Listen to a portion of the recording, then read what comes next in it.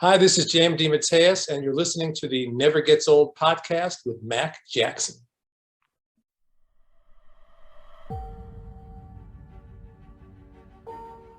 I'm Duncan MacLeod of the Clan MacLeod. My name is Ichabod Crane. Name's MacGyver. Colonel Jack O'Neill, SG-1. I am Batman! Hello, I'm the Doctor. So there's this man, he has a time machine. Up and down history he goes, zip, zip, zip, zip, zip, getting into scrapes. For years, and maybe more than that, right, Mac? But how long has it been? Has it been 6, 7 years ago? Are you telling me that you built a time machine? Out of a DeLorean? Hey, now wait a minute. Now wait just a minute. Human beings were not meant to sit in little cubicles staring at computer screens all day. I've got something for you. Oh, merci, Sonor. Just one more thing, sir. Oh boy. Just like that. Bing, bang, boom. At this point, I'd settle for the boom. They'd love it here, don't you think? This is what I'm saying. And by the way, where is your podcast? Tell everybody that's here. Welcome to the Never Gets Old podcast. Podcast of all we love in TV, movies, music, and comics. With your hosts, Mac Jackson and Nathan Shell. Subscribe to us on iTunes, Stitcher, Facebook, and YouTube. Donations at paypal.com at macwjackson@comcast.net.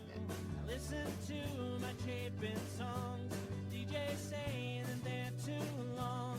His guitar may be silenced, but his soul goes on and on. Alone again, alone again. His stories were like us, a beginning and an end, alone again. Now I listen in my room. Hi, everybody. Welcome to the latest episode of the Never Gets Old podcast. I'm your host, Mac Jackson, and today I get to chat with someone who I admire on many levels, JM DeMatteis. There he is. I never know how to get out of that. And there he is. And boom. So, well, what you need is a fanfare. Dun, Right. da, da, da, da, da, Right. You know.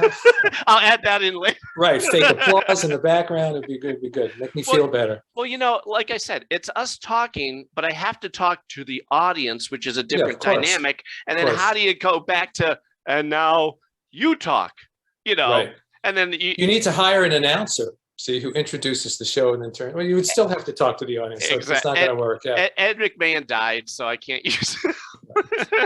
Right.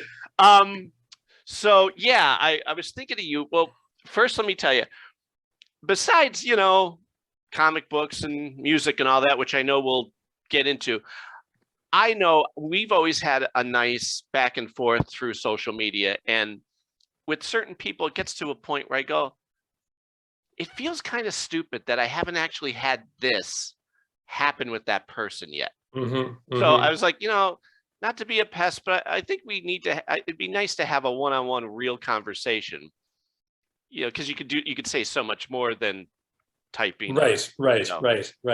But well, I have to go now, Max. Yeah, that was great. I appreciate it. Lovely chatting with you, much longer than our conversations on Twitter. Yeah. Or wait 5 hours and I'll respond to what you just said. Right, exactly. So how you doing post-pandemic?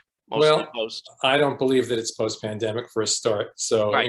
If you actually read what's out there, it's not post anything. Right. Well, we've been fooled before. Remember, like a year ago, we all thought we're free.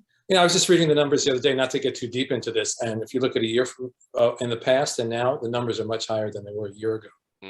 Oh, sure. You know why? Because people are stubborn and they think it's not going to affect me. Right, exactly. And I know more people that have had COVID in the past, say, 2 or 3 months than through the whole pandemic. Yep. Happily, deaths are down and hospitalizations are down, which is great, but it ain't over. So, all right, that's enough of that. Let's move away from that, because we could get into that and we'll both just want to hang out and walk away. But one of the things I love about you that I wanted to first bring up was you put into words, you're the only person, by the way, who's put into words the way I explain my love of comics.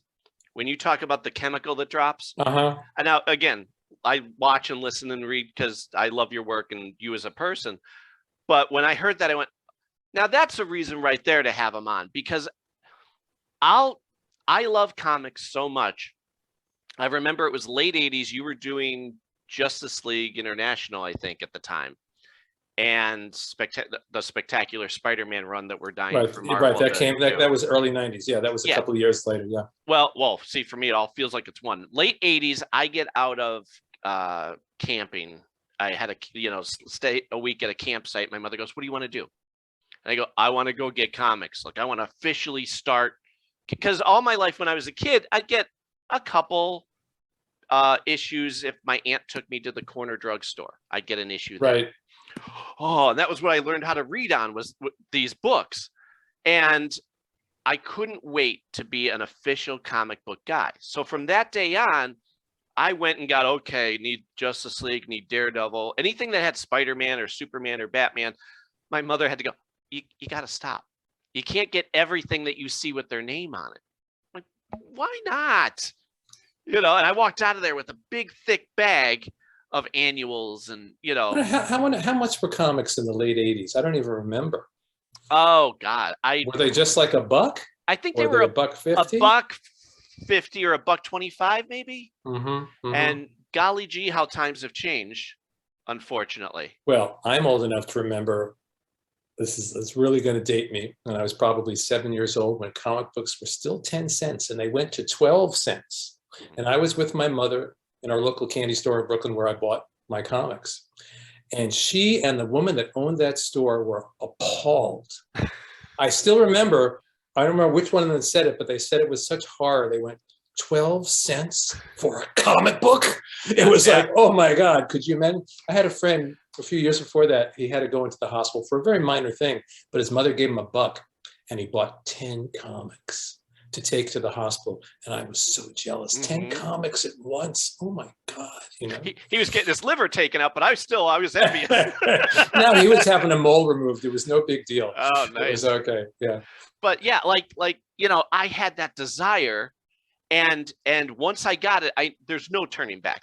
I couldn't stop collecting comics if I wanted to, which will never happen. Yeah. And you put it into words that I went, thank you. Another person who gets it, who can say it in the right way. Well, that came about because, and I'll get to what I said, periodically I do these writing workshops. And I also do one-on-one mentoring with people, which we can talk about later. Sure. Anyway, one of the questions I ask in my workshop is, why comics? Because I've had people come literally from other countries to come take this workshop. So what is it? What is this passion that drives us, and why?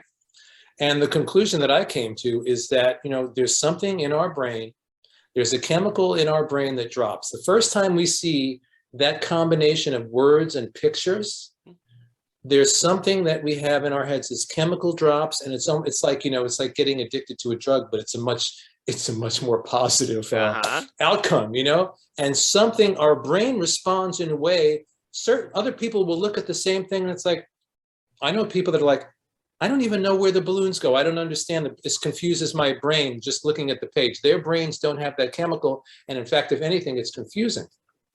Which is interesting to me because as a child, and still I have all kinds of learning disabilities and things that got in the way of my learning, but comics, I always understood. I knew where to look. I could create the space between the panels and the flow between the panels in my head, but that combination of words and pictures together is unique, and it's magical, and it's, like I said, it's like something drops in our brain, this one little chemical, and that's it for us for the rest of our lives. Yeah. That's it. We're done. Yeah, and you want to shake people who don't get it. How do you not understand? Right. This is the best thing. That and great music. There's nothing better. These are the things that make life worth living. Come on. Well, and you also brought up the other thing, which I only discovered a couple years ago. My wife and I, with the kids, are meeting a couple friend with their kids, and we went to the park and we're sitting there. And, naturally, hey, let's talk about things that we love. Well, comics is going to be one of them. And the wife goes, oh yeah, I was kind of curious about that. I went, okay, well, Gateway Drug, let me be your supplier. I will lend you a collection. You tell me what you think, and I have more where that came from. Nudge, nudge, wink, wink. And she took it, and she had it for a while. The whole time I'm going, new conversations. I'm, bringing somebody into the fold. Meet up with her the next time, and she hands it back. She goes, I don't get it. Right. Like, wait, the story, you didn't like the writing? I don't know how to read it. Right.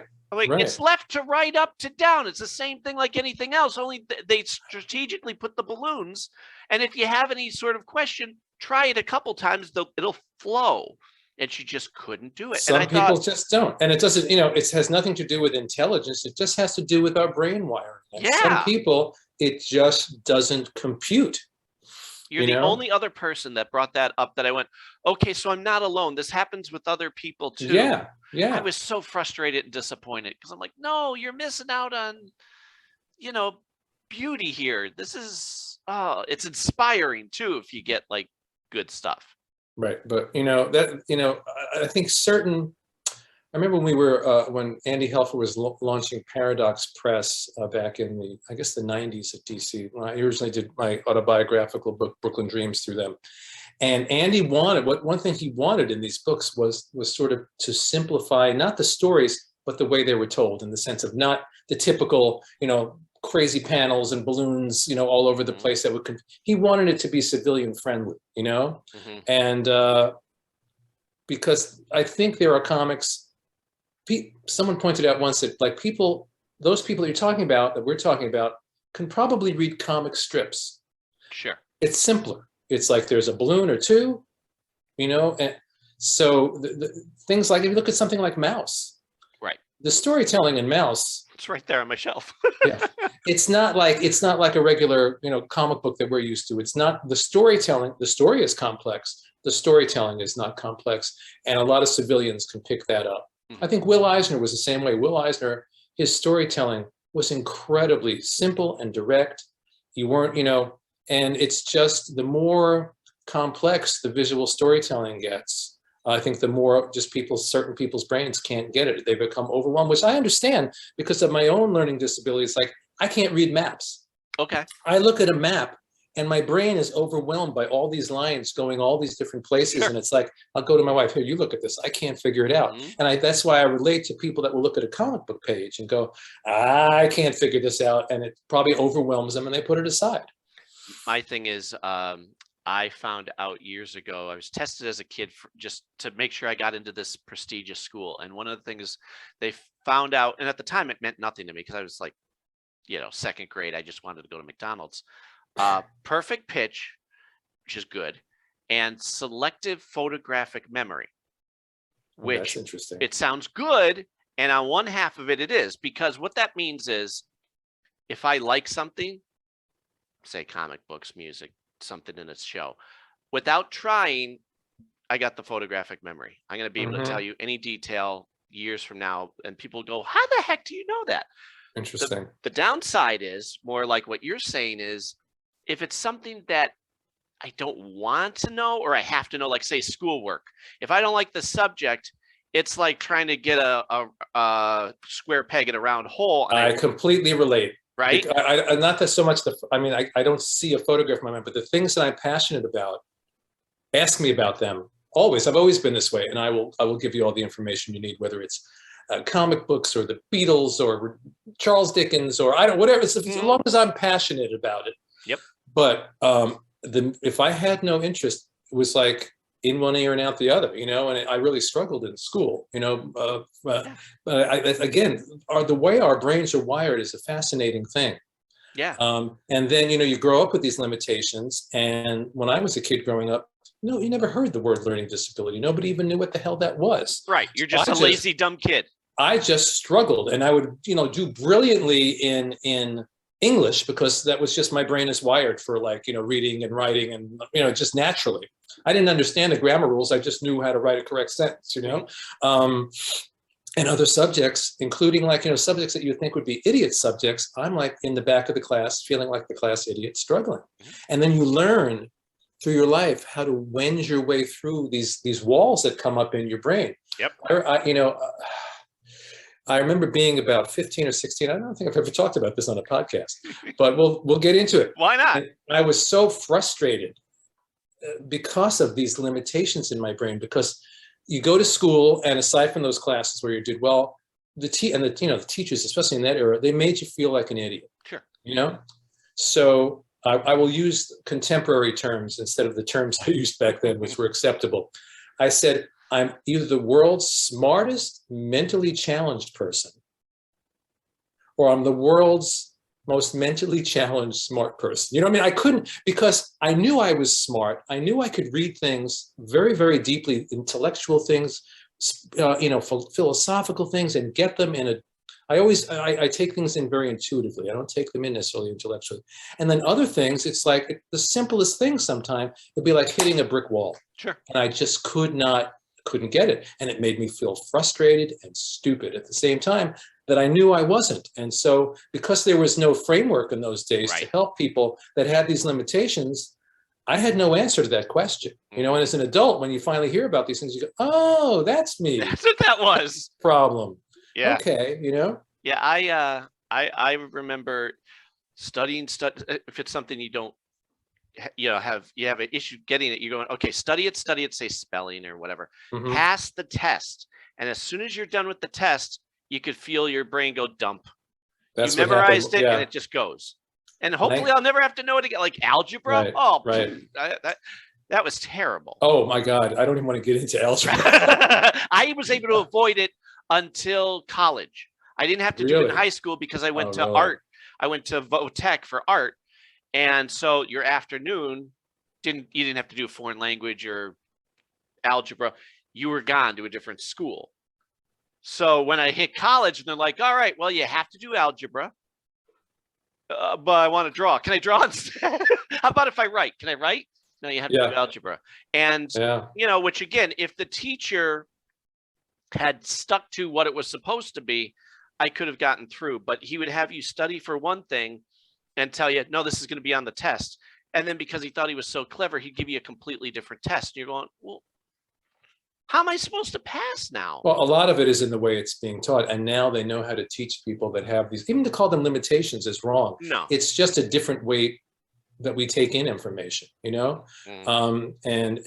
languages too. It's like the way they teach, first of all, maybe it's changing now, but when I was a kid, we didn't even start to take language till the 7th grade, kind of at the stage when our brains begin to solidify. If they start you in kindergarten, your brain is so open and porous. That's the time to start teaching kids languages. Right. And the way they teach languages in this very kind of grammar specific, technical way, as opposed to, like I always thought, God, if I had just gone to another country and heard the language, I would have picked it up. That's simple. But I always struggled with language in school. And I took a lot of different languages trying to get out of school, Yeah. I always have, anyway. I have the dream of, wouldn't it be great if, I'm sure everybody's had this dream, if they could just put in like a microchip or something into your system where, okay, now I know how to play piano and trumpet or violin, and I could also speak all of these languages. Right. Wake up tomorrow and things are going to be a lot easier. That would just solve a whole lot of problems. But sadly, we're not there yet. One of the things too that I've always appreciated about you is your perspective on life. I mean, it comes through obviously in your writing and all, but I sync up with a lot of your views as far as like family and priorities and just being good to one another, because the previous 4 years were, exactly. I roll, holy crap, let's forget about it. And well, we can't because we're still dealing with it. I know. Yeah. But like to watch where, and you've said this too, where trying to counter that, the pendulum swings too far the other way.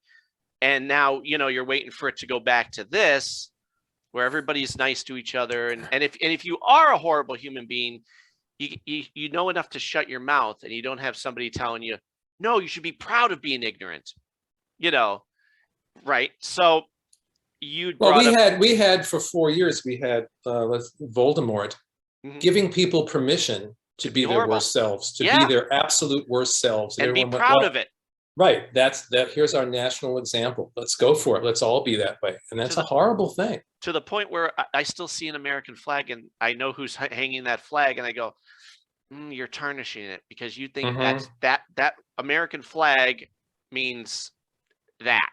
Right. And much like with the Captain America, was it your run where, and again, I was a kid and it opened up my mind where you're taught, well, Captain America is the ideal. Everything he says is gospel and good and, the American way.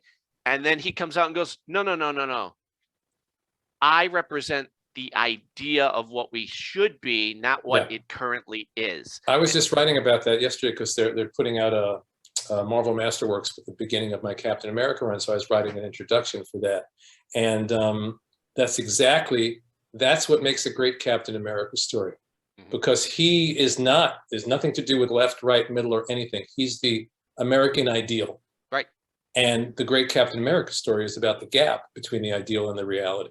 Yeah. Yeah. That's what makes a great story. Because, before, I don't know, I'd say before 9/11, there was a time where Captain America, you kind of just went, he's a big Boy Scout, and depending on who was writing him, they would write him that way, where you're like, there's no real conflict. He's going to fight the bad guys and throw his shield. See, I think that's the perception, but that's not what the stories were. Right. Well, it depends. Like I said, if you go back to your run or you see more of the current post 9/11 stuff. Go back to Steve Englehart or Stern and Byrne. I mean, there were a lot of great runs on Captain America. But the general, like you said, the general idea was he's a Boy Scout. He doesn't really necessarily do anything new.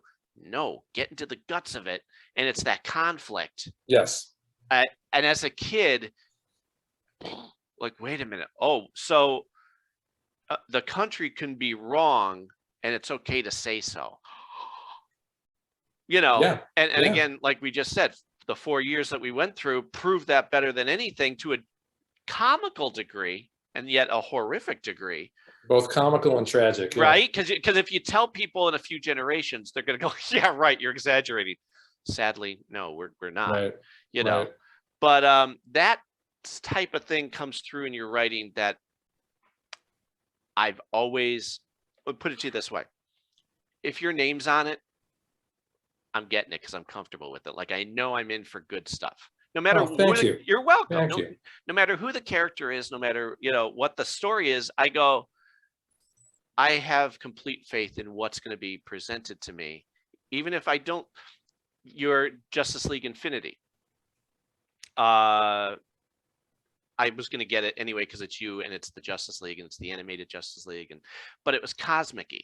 And a lot of times when I see magic or cosmic-y, I go, crap, because that means they're either going to say the problem's resolved because I said a magic word or the stars aligned, and it's kind of a cheat to write. And I've worked with other people that have done that, and you go, no, and you are able to go against that and be deeper and smarter with it, to where I'm going, man, I really wish this wasn't a limited series. This is fantastic.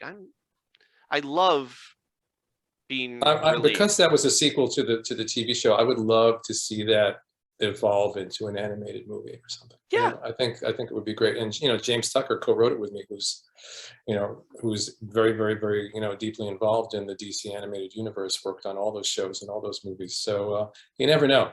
Yeah, this is not like secret information. I'm just making this up, but that's a hope for me that something like that would happen. And of course, I get all excited as soon as I see new animated comic book. I'm like, oh, are they starting this again? Is this a new ongoing? And then you're doing the crossover with multiple universes and that, things like time travel, alternate worlds. I'm a sucker for all of that type of thing. That's so funny. That's okay, but cosmic is not okay. Right. Well, no. See, our brains are very funny. And I'll tell you why. I know why. Look at shows like Quantum Leap, Highlander. Those are great because they give you the border of which they work in. These are the rules. Right, but the rule, just to play devil's advocate, the rules are often very arbitrary. You know, they made up some goofy rule. Time travel, many, if not most time travel stories, when you begin to peel them apart, and I love time travel stories, it's like they can fall apart really easily. You can poke holes in the logic and whatever, you know? Right. Well, I think that's where the once you establish that border, if you kind of go outside it a little bit, but it's smart, you know, wisely written, that's exciting because you're right. Because now the story might be how it conflicts against what you've built. Right. Like, do you remember there was an episode of Quantum Leap where, you know, he can only leap back in his own lifetime, but all of a sudden he shows up in the Civil War. You know, what the heck? You find out he leaped into his ancestor, and that was the loophole. Right. That's where the fun comes in. Right. And I think in the end, it's not even about those rules, you know, whether it's magic, whether it's cosmic, whether it's street level stories, whether it's, you know, quote, realistic fiction or the most, you know, Tolkien kind of fantasy. You have to have compelling characters that you're emotionally and psychologically invested in. And you'll go on a ride through any genre if you have that. Right. And that's the bottom line. And, you know, you have done that with characters that I didn't expect I was going to like. Like, I remember here, I'm getting into comics. It's during the comical Justice League run. And me, I'm like, well, I want the big seven. I want Batman, Superman, you know, all of that. I want the big guns. All right, I'll check it out. And I start reading. I'm like, oh, okay. So it's not about the joke. It's about the humanity. That's exactly right. Right. And through circumstances, true to life, there are comical moments that happen in our life. And they trickle in through these stories. But it's not about the big joke. It's about the person and their journey. And you know, I mean, those stories, 90% of the time, every once in a while we went for the big ridiculous moment. You know, Mr. Nebula comes to redesign the planet, that kind of thing. Yeah. But for the most part, the humor was all character based. It wasn't like, you know, people used to think we were making fun of the characters. Never ever made fun of those. To me, those characters were in many ways far more realistic than the sort of melodramatic, angst-ridden characters, which I have certainly written my share of and continue to, you know, because the humor makes them real. That's the way we tend to interact with each other, you know, sometimes, especially in the most serious moments, because humor helps us stay sane and survive. You know, now, not that we were thinking any of that when we were doing the stories. We were just doing the stories and it evolved and became what it became. But you look back on it, you understand that's what made those characters. I was channeling, you know, my friends. I was channeling my own life, you know, being a young person, hanging out with your buddies on Saturday night, you know, giving each other the business and ragging on each other and teasing each other and all that, you know. And that's what made them human, too, because you never got to see, like, typically Batman and Superman teasing each other. Right. Or, you know, so you get these guys, you're like, all right, well, they're kind of, you could be a little looser with them. You can give them a little more personality because they weren't given it before. And, you know. Well, that was the other thing that saved that book for us, because, you know, the very fact that they gave us, for the most part, B and C level characters. Well, that gives you permission to make those characters your own. When they hand you Batman and Superman and Wonder Woman, and they all have their monthly books, you can't turn them into whatever you want. Right. You know, God bless Denny O'Neil for letting us have Batman. Yeah. You know, he didn't come into the office and beat Andy Helfer over the head with his shoe, you know. He was fine with it, you know, but you know, the stories I heard after the fact, actually, there were a lot of other editors that were not comfortable when their characters were popping into our book, you know. You know, and it's a funny thing too, because for those 5 years, we were almost a line of books unto ourselves at DC. You know what I mean? Between Justice League Europe, Justice League Quarterly, I don't know how many spin-offs and miniseries I wrote. I mean, it was like there were a lot of Justice League and Justice League related books that we were involved with. That made the company a lot of money, but there were a lot of editors that were uncomfortable with it. Yeah. Well, yeah, because again, you don't know what's going to happen. You know, it was one of those, boy, they're making funny. They're doing funny stuff. We're not used to that. You know, you're giving them different levels of angst. Ooh. And then, you know, what's funny, you know, people say, oh, you guys are the first guys doing funny comics. No, we're not. Go back to Stan Lee in the 60s. Read some of those Spider-Man comics. Read some of those Fantastic Four comics. There's tremendous humor in there. I mean, some of the Spider-Man, I mean, you know, it's mixed in, it's balanced with the melodrama and the punching and hitting, you know, but there's a lot of really funny stuff. Stan was a very, very funny writer. And some of that Spider-Man, I remember sometime back on Twitter, someone had posted an early Spider-Man, I think it was Spider-Man and the Human Torch, and it was just some dialogue between them. And I said, look, there had never been dialogue like this before in a comic book. There just hadn't been that kind of banter between two characters. And that's exactly what Spider-Man and the Torch were doing, or what Beetle and Booster were doing, you know? It wasn't the entirety of the story, but there were little pieces of that. So, you know, what we did wasn't unprecedented. We just kind of took it and pumped it up to the next level, you know? And it really, it strengthens the bond between those characters, because now you have Blue and Gold, and you know that people are craving to have those guys together. Yeah, yeah. You can't think of one without the other, and that's a wonderful, beautiful thing. It is. And as I often say, we didn't plan it. The characters did that. We didn't do that, and I really mean that. I do the same thing when I'm writing. I know where I want the story to go, but I can hear the characters' voices. It sounds pretentious, and I don't. No, it's not. It's the truth of the creative process. It really is. And it's the beauty of the creative process. You get out of the way, and the door from your unconscious opens up, and this stuff comes flooding out, and you can try to control it. Here's my metaphor for good or ill. The story is a horse, right? You're on this horse, and you have a goal. You're going like 6 miles that way toward that mountain. And off you go, and your horse keeps pulling off to the right. I don't want to go that way. There's a forest down there, and it leads to another place. Forcing the horse, and the horse is pulling. So you have a choice. You can either keep trying to force that horse to get to that goal that you had in mind, or let the horse lead you. And the horse will always take you to the right place. Yeah, because the horse is coming from, that's the unconscious. That's the beauty of storytelling. And that's the magic, because it's a mystery. I've been doing this for more years than I can count, and I don't understand how it happens. Yeah, my way that I always explain is it's a straight line that you want to go, but you're going to zigzag depending on, you'll eventually get there, but enjoy the off. And sometimes you're not going to get there. You're going to get to a completely different destination that you didn't anticipate. I think my other thing is like, you want to have tent poles, along the way guiding you, kind of what you're saying, but within those tent poles, a million things could happen. And the tent poles might get knocked over along the way, completely knocked over. And you find yourself in a completely different place. And that's the most exciting thing for me.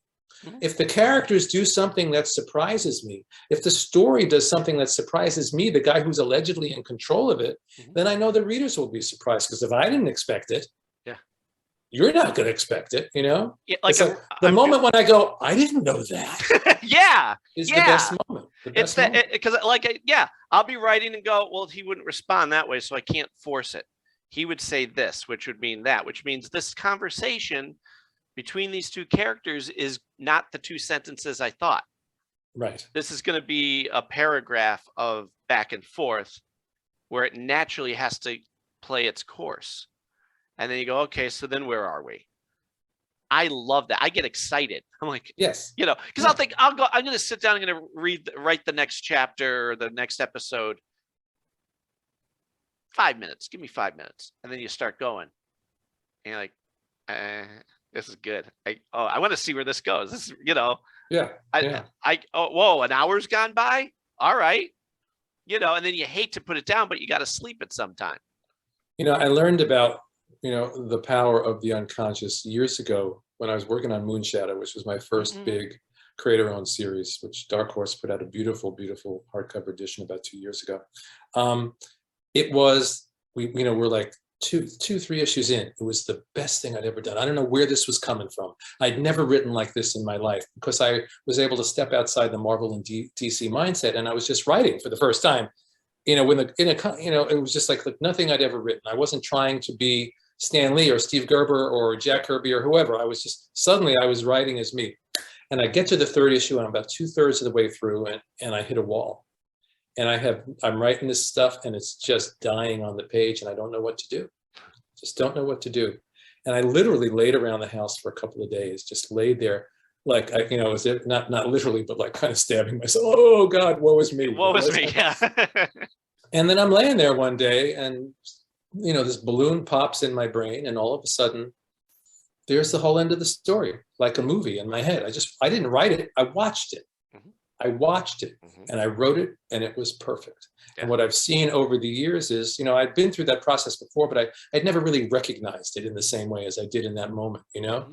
And the more you surrender to the unconscious, to that process, the more you allow, the more magical the process becomes. Now, your conscious mind steps in later to clean it up and straighten it out because it's pouring out. It's just pouring out, and it's, you know, it could be sloppy, and it could be a lot of things that need to be cleaned up.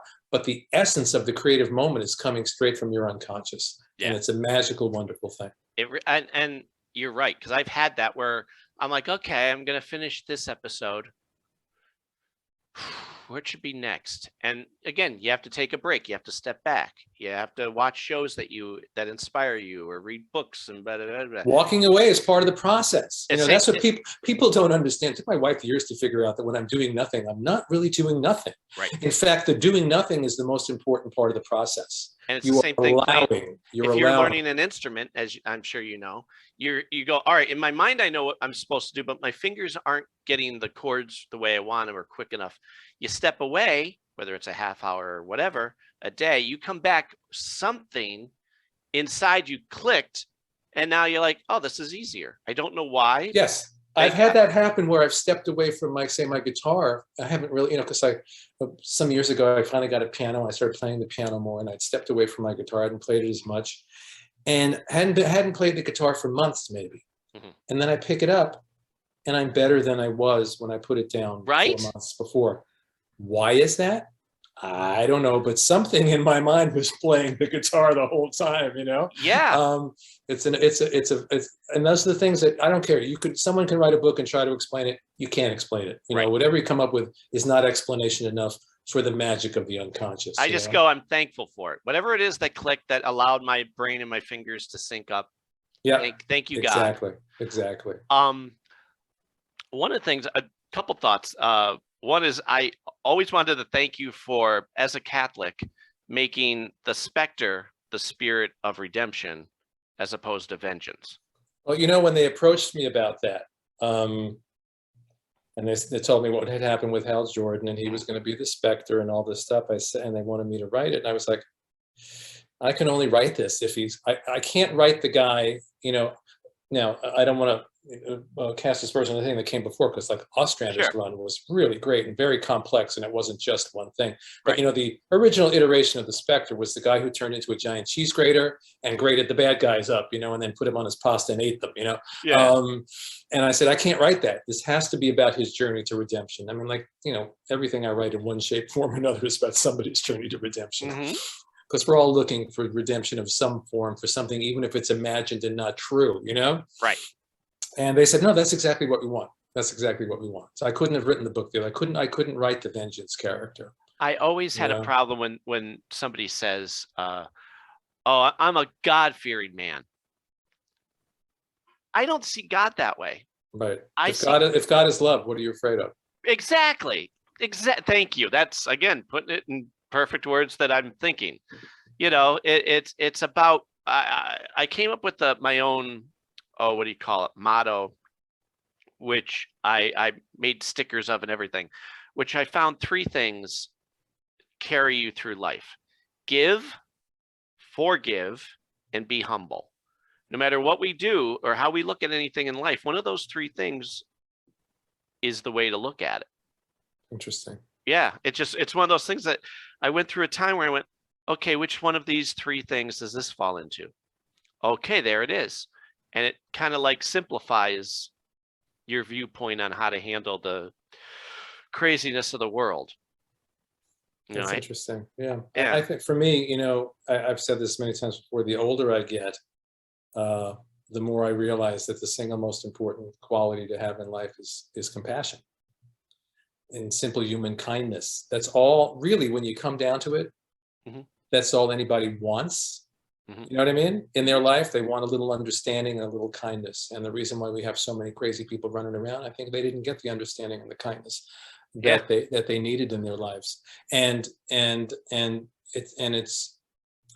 it's a funny thing. I'll relate it to comics. I've said this before too.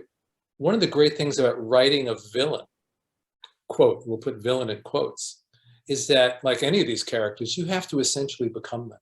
You have to really be immersed in their psyche. You have to understand what made them that way. You know, there are certain villains, they're just evil and that's that. But the vast majority of villains are human beings who've been through some process that twisted them and made them into what they were. And they don't think of themselves as villains. Yes. And you have to approach them with compassion.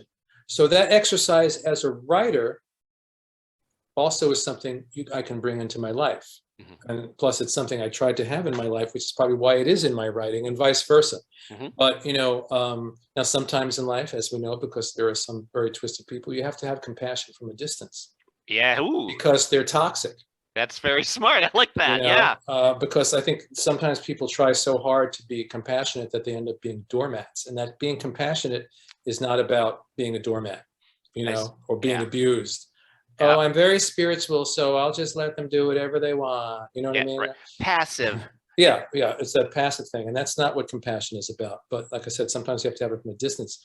But to at least, I remember I wrote this in my journal when I was like 17 years old, and the line was, "How can you hate when you understand?" If you understand that thing, it can help detach you from hating. You still may oppose, you know, the Bhagavad Gita. Let's go off, you know, the war. You know, if you know anything about the Bhagavad Gita, you know, Krishna is the charioteer and he's bringing Arjuna. They're going into battle. But as in essence, it's about not you know, and they have to have this battle, but they have to have it with detachment and compassion. You know, you can't hate. You know, or you know, there's an old Ram Dass line where he said you have to love the people you're protesting against. And this is during the 60s, 70s protest era, you know? Yeah. And look, that's a goal. I don't in any way, shape, or form pretend that I live that 24 hours a day by any stretch of the imagination. But I try. And that, you know, the best we can do is try. And some days we succeed really well. And some days I fail spectacularly. And I just think, oh God, I'm a terrible person, you know? But at least aim for that, believe that, and aim for that, you know? I had an actor friend, Charles Payne. He actually, little surprise for whoever's listening who also listens to my audio series, he's doing the voice of his character from MacGyver in my new episode, which is really cool to have him be that. He had posted, like, you know, I don't like a meme of, I'm sorry, these F's are all mine. I don't have any to give. And it got us into basically this conversation of, I made the point of every day is a brand new struggle. To be human is, all right, at what point do I fight against something, or do I just let it go? You know, and if I let it go, am I a horrible person for not speaking up enough? Or, if, you know what I mean? And then the other side. So every day and I tell my kids this, it's that every day is a new opportunity to do good or to do bad. And to be human is to wake up every day and have that struggle, depending on what you see on social media, what you're dealing with one-on-one with a human being. It's complex. But if at the end of the day, you could put your head on your pillow and know, today was a good day. I added to the world in a positive way. Right. And you know, go ahead. I was just gonna say, it just drives you nuts when you see the other side of it go, I don't care, I'm gonna say whatever I want, and they counter all of that. It's so that there are people who are invested in negativity. Yes, exactly. And, right, and actually thrive on it. Twitter is a great place. If you allow it, people just attack you. And you're like, no, you misunderstood what I was saying. If you let me explain, I don't want you to explain. I just want to hate you. Right. The vast majority of my experiences on social media have been positive. So positive that when I encounter that kind of thing, I'm shocked. Me too. When I find someone who just pops up and is really being malicious for no other purpose that they're getting off on being malicious. And I'm like, it actually shocks me. Because I have to say, you know, like I said, most of my experience, and I think it's, you know, a lot of it is what do you put out? A lot of what you put out is what you get back. Yeah. So I try to be as positive as I can on social media. You know, you're doing it. I can tell you. I always appreciate it. And then it brings positive people back. You know, and then the other people, well, that's why there's a mute button or a block or a block button or whatever. You know, because I don't need that in my life. Right. And it doesn't help the world at all. No, it doesn't. And the other thing, you know, kind of going with what we're saying that I always say is there's no such thing as big or small in terms of simple human decency. Mhm. I think, and I've written about this in, I'm sure, multiple stories, but it's because I believe this in my life. The smallest act of kindness reverberates and can change the world. It's not about, it's sort of like, look at me, I'm the big philanthropist. I remember someone telling me a story about this, but look at that big philanthropist. He's like changing the world with his money. Well, you don't know what that person's motivations are. Mm-hmm. They might be doing the good thing for the worst reasons. You don't know.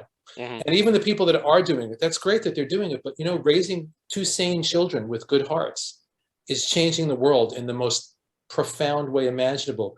Just, passing a kind word with somebody, as we know in our own lives. Mm-hmm. You walk into a store and the person is pleasant and kind to you. It's like, it changes your day. Yeah. It changes your consciousness, Right. And again, I want to be clear. I am not a master of this. I am not an expert at this. I am a human being with many flaws, And but we're all on the journey. Yeah, exactly. But this is what I strive for.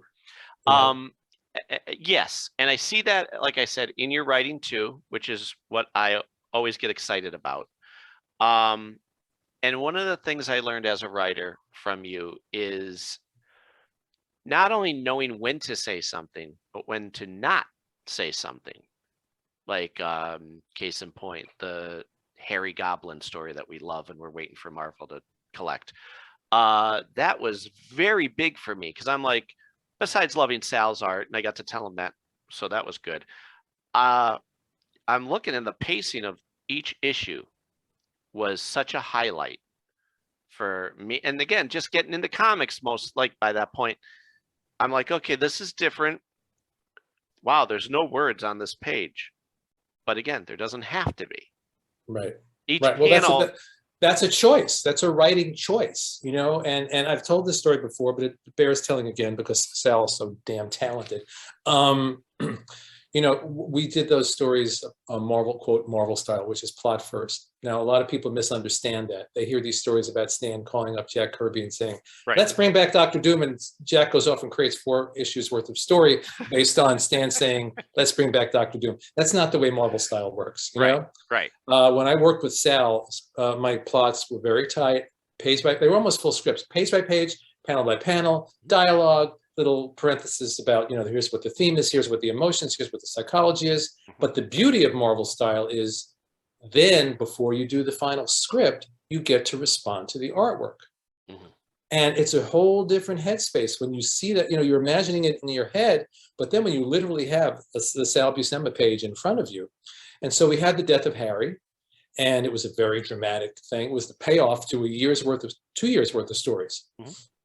And in my head, I know I'm going to have to write the hell out of this ending. I'm going to have to get the schmaltz and just ladle it in there and pull on everybody's heartstrings and hit them over the head a couple of times, and make them cry. And every single thing I asked for in my plot was there in the artwork. And I started to write stuff and I went, no, these 3 pages don't need a single word because Sal, everything I laid out in my plot, all the emotion, everything that was in there, Sal put on the page. So I shut up. And that's a choice you make in comics. When do you shut up? And as people who know my work, I can be very verbose. I like being verbose, but I also like to shut up too, And that's the thing that I would feel personally that I'd go, okay, well, in doing this, I have to kind of sum up the entire history of their relationship. And, here he's dying. So you have to understand, here's everything that we went through. And that's why it means so much. And then to not do it is like, okay, good. That's it. Not only is it great for the story, but it's great. It's a nice respect for the audience. Because you're not, I've heard people saying for good television, you're not writing for cows. It was Richard Dean Anderson talking about Stargate, and that if you watch Stargate SG-1, it sets the bar so high because they don't spoon feed you the science, or they don't dumb down the dialogue. They expect you to be at that level so they could just keep going. And that's why he said you're not writing for cows where you have to dumb it down. Treat the audience with respect, and they will follow along. You're going to get the right people that are appreciating it. Right. And maybe educate those who didn't ever see it before. Like, you know, I wasn't collecting comics at the time of the Craven story of yours, you know, but I remember reading it and going, oh, you know, this is not from Spider-Man's point of view, and Craven wins. Holy crap. Nobody's ever done this. This is amazing. He's buried. They, you know, and then of course the shocking ending, my little mind was, wow, new things.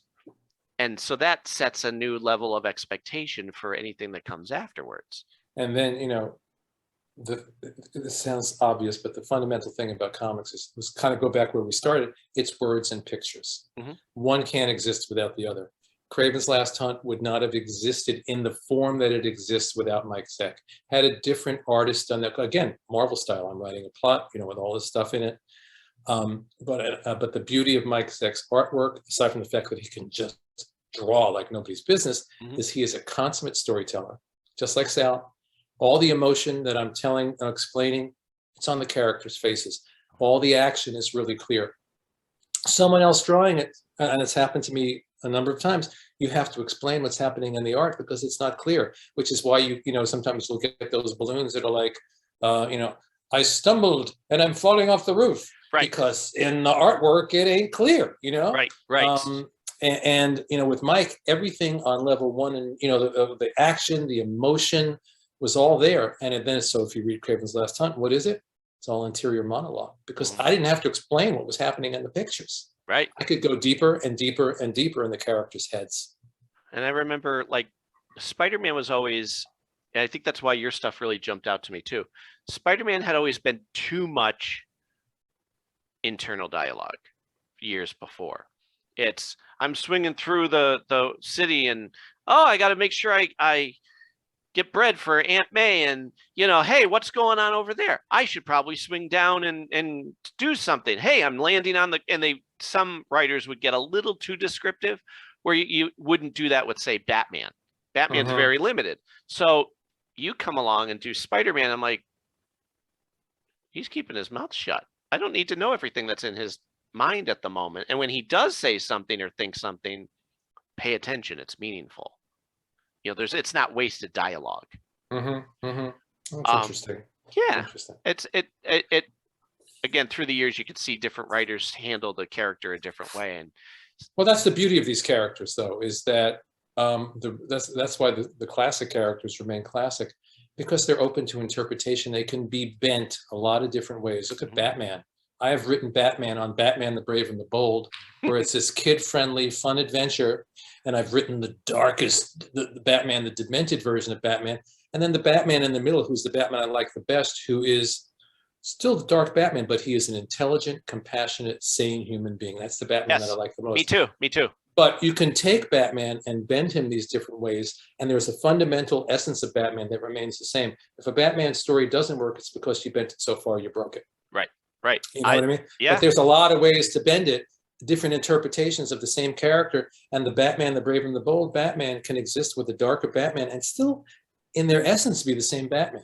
You know, same thing with Spider-Man. I don't remember who said it, but I watched it or read it recently, and they said, for them, and I agree with this, Batman is an optimist who wants to make sure the world, no kid goes through what he went through. So he puts on the dark persona and scares the crap out of the bad guys, but he doesn't look at the city as, I hate everything and I hate, you know, we live in a godless world. I don't agree with that. I think I don't either. And one of the things I tumbled to writing on one story in particular, I think it was a story, I did a story in Legends of the Dark Knight called Going Sane. One of my favorite stories I'd ever done. And it might have been in that story when I realized his father was a doctor. Batman is a doctor, and his patient is Gotham City. You know what I mean? Yeah. So it's not like this vengeance crazed lunatic. He's trying to you know, prevent the disease and heal the wounds, and you know what I mean? He's coming from a place of compassion.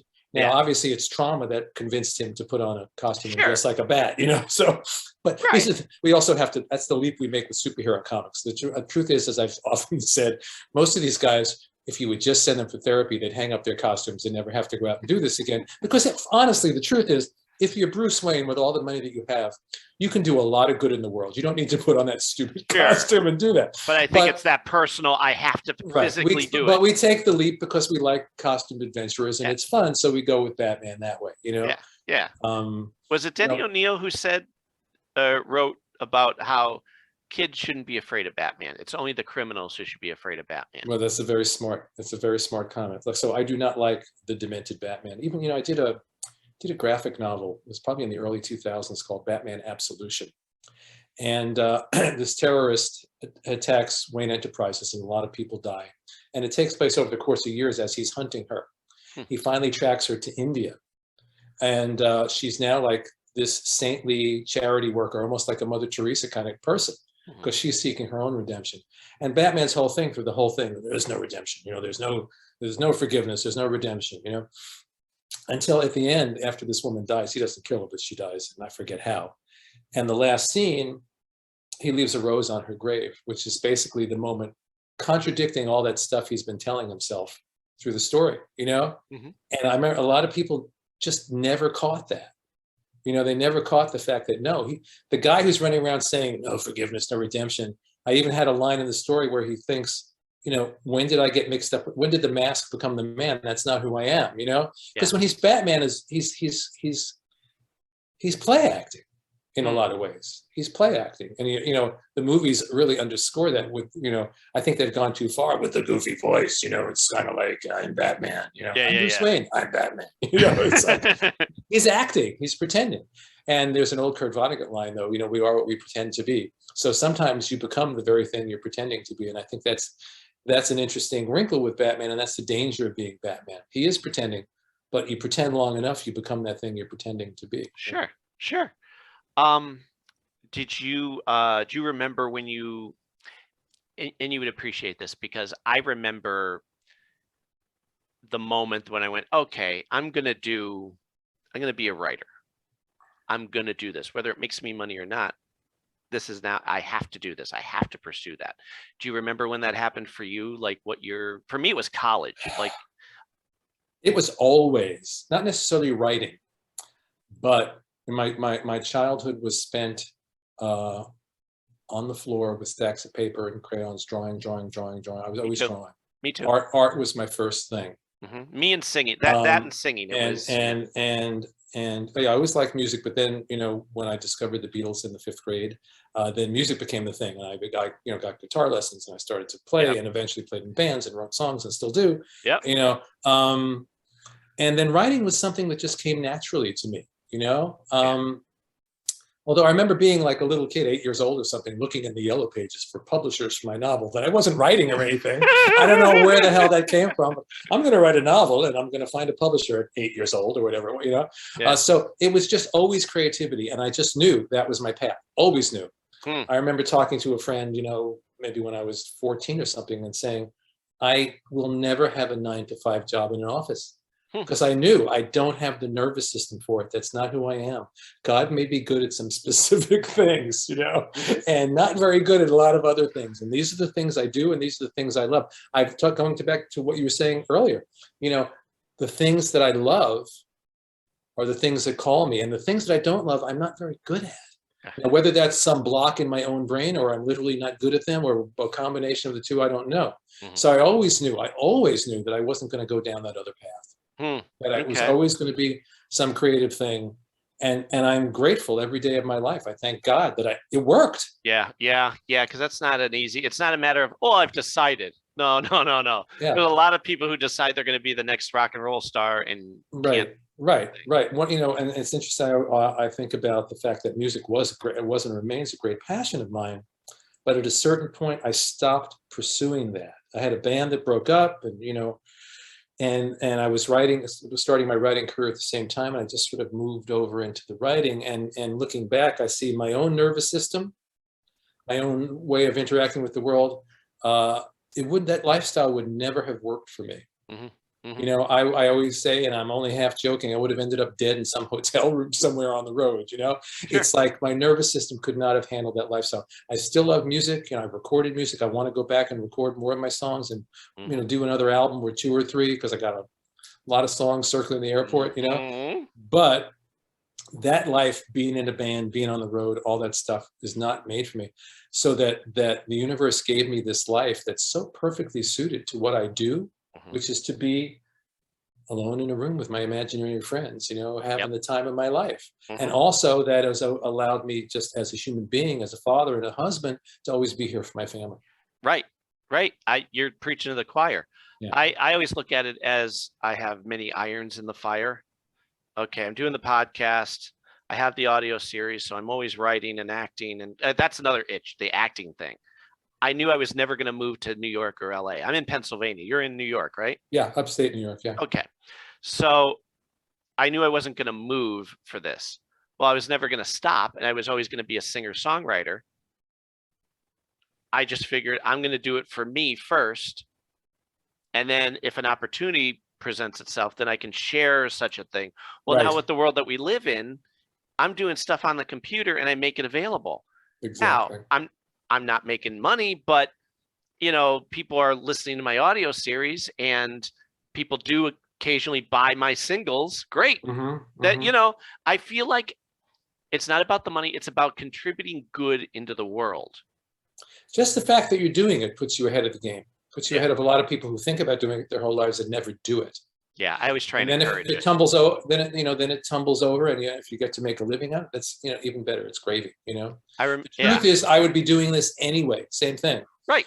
I can't stop making up stories. If I stopped being a professional writer right now, I'd be laying on the floor tomorrow with some story in my head. It just And it would drive you nuts. Yeah. So as long as they're going to pay me to do it, I'm happy to keep doing it. I don't see retirement in my future. And I also figure anything I'm writing, I have, and I could use to show an example for someone who may be interested in hiring me. That's what right. I mean? I could always go here. Like years ago, I wrote the first issue of my own creator-owned comic. I could draw. I'd rather not be the artist. I'd rather let somebody else do it. But I thought, if I have to, I will. And I start shopping it around. This comic book company, that comic book company. And, you're told, yeah, it's great. Okay.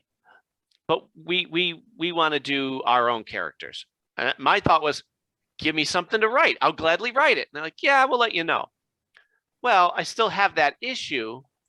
And then somebody goes, well, you could self-publish. Which your first thought is, I can. And then you get into the guts of it and you go, oh, that's a lot of money for just one issue to make 200 copies. Oh, I don't have the money for that. You know what I mean? Well, then digital comes along and it changes the game, though. Yeah. It's the wall between creator and audience is thinner than it's ever been. That's the great thing. The not so great thing is that everybody and their mother is putting stuff out into the world. And how do you get through the noise? Right. Which I think comes down to good connections and making sure your product. And then there's quality. Just the stuff that, for reasons that you see some guy put this song on YouTube and suddenly he's got a recording contract because and you don't know how it happens, and that's where I think fate, karma, whatever you want to call it, comes into it. Or how about it's not even a good song. How did they get how did they become YouTube sensation when you're like, it's off key? Yeah. But because somehow there's something in if I may use an overused word, something in the zeitgeist that needs that in that moment, whether good, bad, or indifferent. You know what I mean? That's a good way of putting it. People are responding to it for whatever reason. Some of my favorite things I've done went out into the world, and no one even. There are stories that I love that some people, they don't even know it existed, and other things that are like the biggest thing I've ever done. It's like, well, yeah, I'm glad for that, but I got a lot of other work over here that's better than that. Yeah. But so once you release something creative into the wild, it becomes the audience's property in a lot of ways. And they decide what they love and what they don't love. And sometimes the flip side is that sometimes I see years and years later, people discovering this work that when it came out, they were like, how come no one's responding to this? And then all of a sudden you're at a convention and people coming up to you to talk about this thing that you thought nobody ever read, and it finally connected, Yeah. Mike, we talk about the Spector. When I was doing the Spector, I saw so much negative stuff about that book when it was coming out, because I think there was a whole section of the audience that wanted Hal Jordan to be Green Lantern. Sure. There was a whole section of the audience that wanted the classic vengeance-driven Spector, and we were giving them something that was neither. And it didn't compute, and they didn't like it, and there was a lot of negativity. And then as the years passed, I'd go to conventions around the world. I remember being I think it was in Italy, and this guy came up to me and said, those stories meant so much to me. Mhm. They touched me in such a profound way. They got out there, and suddenly the waves started coming back after the initial, this is awful, what is this horrible Sure, shit, yeah. I was gonna say, you reminded me, Mike Nesmith had written a song called Tapioca Tundra, and the idea of it was exactly what you said. Once you create something, it's not yours anymore. You put it out into the world, it's not, even though you created it, it belongs to every person that enjoys it. Yeah. And that's why at a certain point, when people start asking me to interpret stories, I'll interpret it up to a certain space. You know what I mean? I'll tell you what I was thinking and feeling, what I think the themes are. And sometimes I look back 10 years later and I understand it in a way I didn't when I wrote it. So your interpretation, and I'll say up to a point, is as valid as mine. Right. Someone who's going to interpret it, Charles Manson interpreting Helter Skelter as permission to slaughter people. No, your interpretation is way off. But there's a lot of places before that where that was an interesting interpretation. Someone says, was the story about this? Well, that's not what I intended, but that's really interesting. That's an interesting interpretation. Mhm. And that's valid. So if that's how it resonates with you, go for it. Yeah. But and like I said, because sometimes I don't even understand what these stories are about until after the fact. Yeah, that's. I have my intentions. Right. I know what I'm thinking in the moment. I know what the themes are that I'm thinking about in the moment.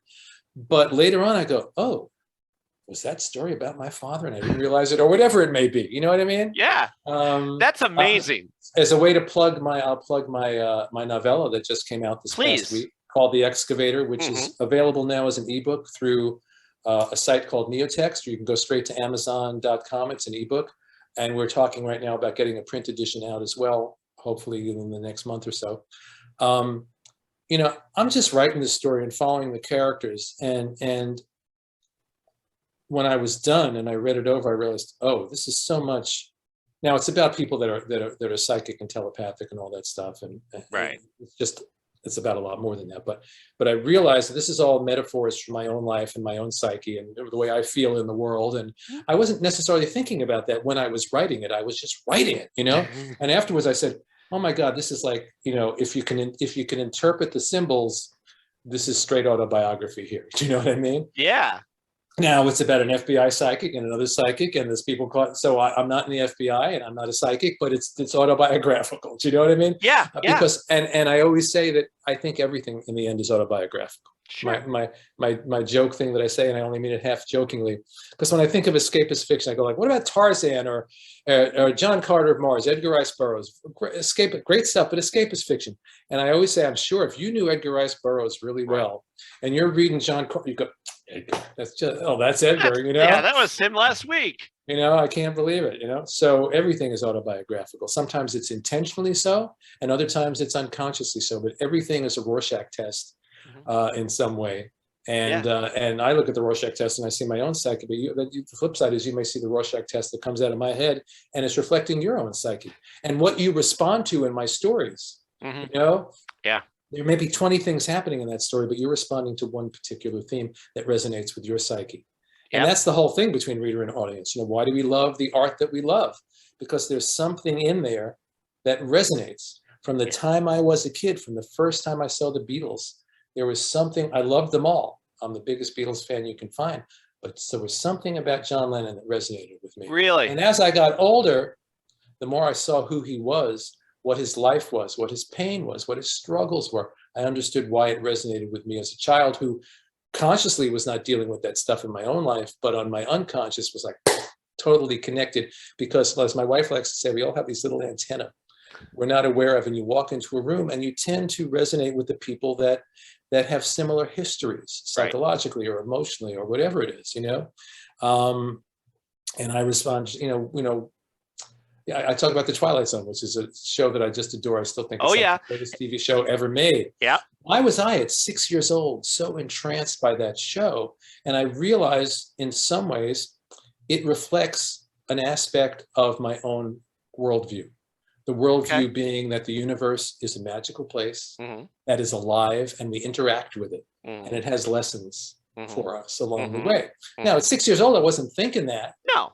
But some part of me already knew that. I think we come into this life with knowledge that is embedded in us. And that we respond to art because it touches that place inside us where we already know that thing. Right. So you could say, did Rod Serling create my worldview? Did I respond to the Twilight Zone because it reflected my worldview? Well, both things are true. You know? Yes, I've had that happen over and over. The things that I'm like that, Twilight Zone, music. But by the way, this is limiting us. We have like 6 minutes left, but all right, because then it's going to shut us off. Right. But will you come back? Because I feel like we hardly scratched the surface. Sure, I'll be happy to come back. Because in fact, in the fall, I'll be launching a Kickstarter. It's going to need a lot of push and a lot of hype, so I'll come back. Yeah, maybe in September, and we'll talk about the Kickstarter. And we'll continue this conversation. Because here's the thing: music alone, we've hardly talked about, right? And that's an episode by itself. Twilight Zone. I know there's things that you like, that you're really passionate about. That I go, yep, me too. Yeah, we got to talk about that. And we didn't get to talk about it, but I'm excited. So I'm going to write the stuff down. I already know about the Beatles, Twilight Zone. Yeah. Did you say Star Trek one time? Did I hear you? I'm a huge Star Trek fan originally, especially the original series. Yeah. Scott Tipton is a buddy of mine who writes the Star Trek comic book. Yeah, I got to write 2 years ago for IDW. They were doing a series of Mirror Universe comics, so I did the Mirror Universe version of Space Seed. Okay. And it was like, oh my God, that was, that was such a kick to do that. It was such a kick. Well, since we only have 4 minutes left, let me get my plugs out of the way. Please.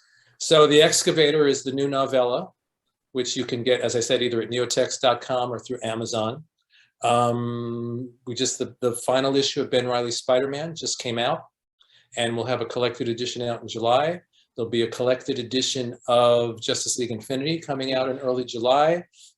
And then later in the year, as I said, there's a Kickstarter, a lot of things. I have 5 different creator-owned books that will be coming out later in the year. I have another Marvel project that I'm just started working on that hasn't been announced yet. I'm working on another novella for Neotext. So there's a lot of stuff to come. So, and the final thing I want to say is, if you're a writer and I work one-on-one with people through Creation Point Story Consultation, you go to my website, jmdmatteis.com, and you can read about the story consultation. And that's one of the things that I do that I really love, that is a tremendous amount of fun for me, to work with writers and help them to shape their idea and get it out in the world. Mm-hmm. Feel free to repost any of this to the Twitter pages, or are you on Facebook? Yeah. Okay, I'm sure I found you on there. I have the Forever Adventure group page that you could use as a billboard for anything that you want to push. Chuck Dixon does it a lot, so you're welcome to jump on there. But that's the whole reason I have it, is to push the good in the world. And anything like The Excavator, do that. Just feel free at any point. Okay, thank you. You're forever welcome. And hey, thanks for this. This is, I feel. Yeah, we got into some interesting places. I always like the conversations where I'm not just, answering bullet point questions. Yeah, exactly. About the same projects. Now, I'm happy to talk about those projects because they mean something to people, but it's fun to go off and talk about our learning disabilities for 15 minutes. You know what I mean? Right. Because that's what I go for. I don't want to be the cliche. Like, people have been asked the same 20 questions. Well, no, I don't want an interview.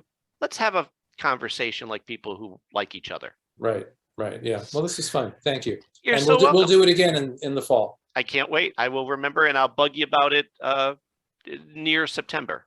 Yeah, let's get in touch like in late August or something like that, and we'll figure something out. Sweet. Great. A pleasure to talk to you. You too, buddy. I will talk to you later. All right. Take good care. Bye. Bye.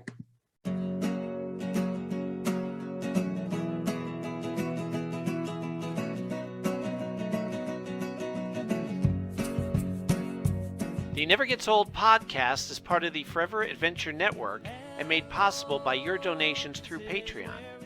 If you'd like to help us out, please go to the Forever Adventure Network by Mac Jackson on Patreon and help by subscribing, rating, and reviewing wherever podcasts are heard. We also have a Facebook, Twitter, and YouTube channel. The show's music is by Harmony Constant and available wherever music is sold. Thanks for listening, everybody. And remember, stay excited.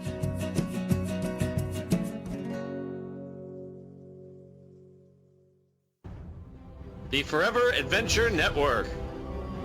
Welcome to the adventure.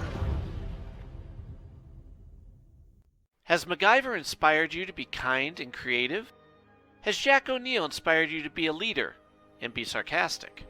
Well then please check out the MacGyver podcast, where we celebrate Richard Dean Anderson and all of his iconic characters. We have life stories, episode reviews, and great conversations with actors and the people behind the scenes.